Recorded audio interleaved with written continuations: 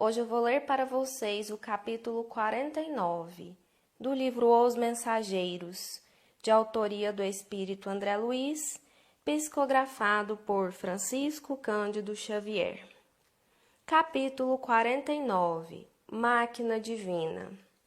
Não se passaram muitos minutos e estávamos ao lado do agonizante, cuja situação preocupava o clínico espiritual. Era um cavalheiro de 60 anos presumíveis, que a leucemia aniquilava morosamente. Há muitos dias se encontra em coma, explicou o facultativo, mas temos necessidade de mais forte auxílio magnético para facilitar o desprendimento. No aposento, além de duas senhoras desencarnadas, a mãe do agonizante e uma parenta próxima, viam-se familiares encarnados, dando mostras de grande aflição. Nosso orientador examinou o enfermo detidamente e sentenciou: nada resta senão a necessidade de concurso para o desligamento final. Aniceto, a seguir, recomendou observássemos o moribundo com atenção. Concentrando todas as minhas possibilidades, fixei o enfermo prestes a desencarnar. Notei com minúcias que a alma se retirava lentamente, através de pontos orgânicos insulados. Assombrado, verifiquei que, bem no centro do crânio, havia um foco de luz mortiça, candelabro aceso às ondulações brandas ao vento. Enchia toda a região encefálica, despertando-me profunda admiração. A luz que você observa, disse o instrutor amigo, é a mente, para cuja definição essencial não temos, por agora, conceituação humana. Notando minha estranheza, Aniceto colocou-me a destra na fronte, transmitindo-me vigoroso influxo magnético, e acentuou: repare a máquina divina do homem, o tabernáculo sagrado que o Senhor permitiu se formasse na terra para a sublime habitação temporária do espírito. Agora, André, não está você diante de uma demonstração anatômica da ciência terrestre, examinando carne morta e músculos enrijecidos. Observe agora, o olho mortal não poderá contemplar o que se encontra à sua vista nesse instante. O microscópio é ainda pobre, não obstante representar uma nobre conquista para a limitada visão humana. A cooperação magnética do querido mentor modificara a cena, e fui compelido a concentrar todas as minhas energias a fim de não inutilizar a observação pelo golpe do espanto. A luz mental, embora fosca, tornara-se mais nítida e o corpo do moribundo agigantou-se, oferecendo-me espetáculo surpreendente aos olhos ansiosos. Parecia-me o corpo, agora, maravilhosa usina nos mais íntimos detalhes.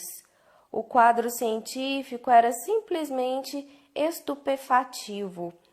Identificava em grandes proporções os 9 sistemas de órgãos da máquina humana, o arcabouço ósseo, a musculatura, a circulação sanguínea, o aparelho de purificação do sangue consubstanciado nos pulmões e nos rins, o sistema linfático, o maquinismo digestivo, o sistema nervoso, as glândulas hormonais e os órgãos dos sentidos.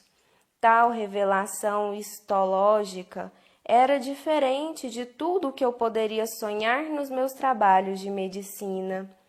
A circulação do sangue semelhava-se a movimento de canais vitalizadores daquele pequeno mundo de ossos, carne, água e resíduos.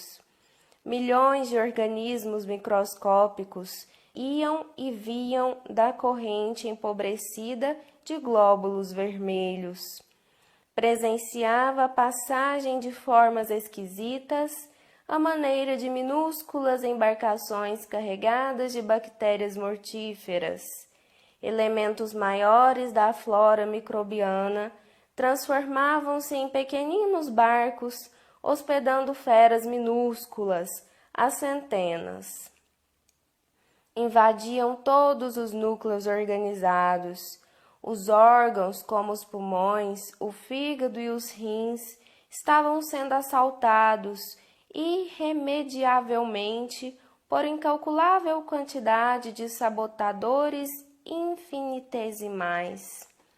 E à medida que se consolidavam os micróbios invasores em determinadas regiões celulares, alguma coisa se destacava lentamente da zona atacada, como se um molde sempre novo fosse expulso da forma gasta e envelhecida, reconhecendo eu, desse modo, que a desencarnação se operava através de processo parcial, facultando-me ilações preciosas.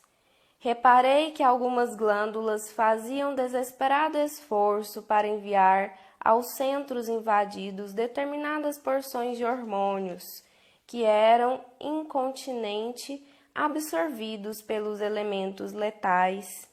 O plasma sanguíneo figurava-se líquido estranho e gangrenoso. Pela excessiva movimentação da onda mental, observei que o moribundo tentava readquirir a direção dos fenômenos orgânicos, mas em vão.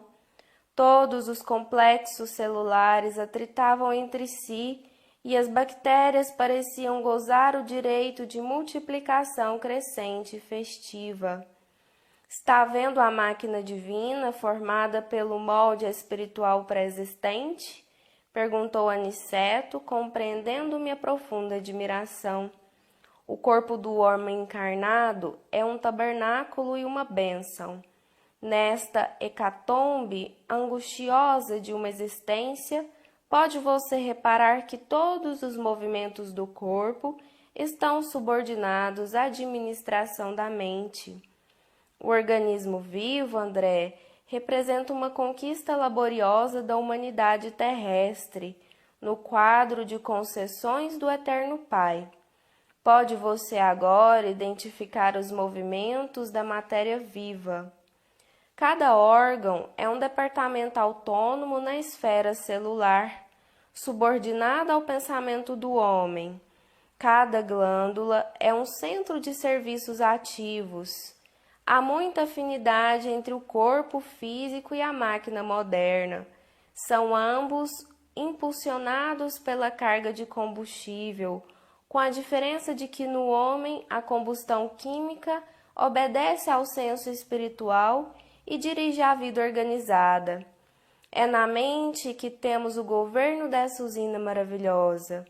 Não possuímos aí tão somente o caráter, a razão, a memória, a direção, o equilíbrio, o entendimento, mas também o controle de todos os fenômenos da expressão corpórea. Na sede mental e, consequentemente, no cérebro, temos todos os registros de distribuição dos princípios vitais aos núcleos celulares, inclusive a água e o açúcar. Os centros metabólicos são grandes oficinas de trabalho incessante. A mente humana, ainda que indefinível pela conceituação científica limitada, na Terra, é o centro de toda manifestação vital no planeta. Cada órgão, cada glândula, meu amigo, integra o quadro de serviço da máquina sublime, construída no molde sutil do corpo espiritual pré-existente. E por isso mesmo chegará o tempo em que a ciência reconhecerá qualquer abuso do homem como ofensa causada a si mesmo. A usina humana é repositório de forças elétricas de alto teor construtivo ou destrutivo. Cada célula é minúsculo motor trabalhando ao impulso mental. Aniceto calou-se por momentos e, enquanto eu via aterrado os mais estranhos fenômenos microbianos no corpo do moribundo, volveu ele a palavra educativa. Vemos aqui um irmão no momento da retirada. Repare a incapacidade dele para governar as células em conflito. A corrente sanguínea transformou-se em veículo de invasores mortíferos, que não encontram qualquer fortificação na defensiva. Observe e identificará milhões de unidades da tuberculose, da lepra, da difteria, do câncer, e até agora estavam contidos nos porões da atividade fisiológica, pela defesa organizada e que se multiplicam assustadoramente de par com outros micróbios tão prolíferos quanto terríveis. A nutrição foi interrompida, não há possibilidade de novos suprimentos hormonais.